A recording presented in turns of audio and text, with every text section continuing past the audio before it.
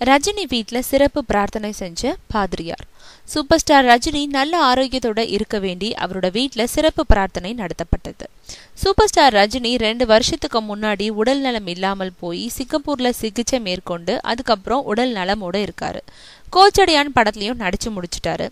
இப்போ அதிகமா வெளி நிகழ்ச்சிகள்ல பங்கேற்கிறது இல்ல. நெருக்கமான நண்பர்கள் வீடு அப்புறம் நிகழ்ச்சிகளுக்கு மட்டும் போயிட்டு வராரு.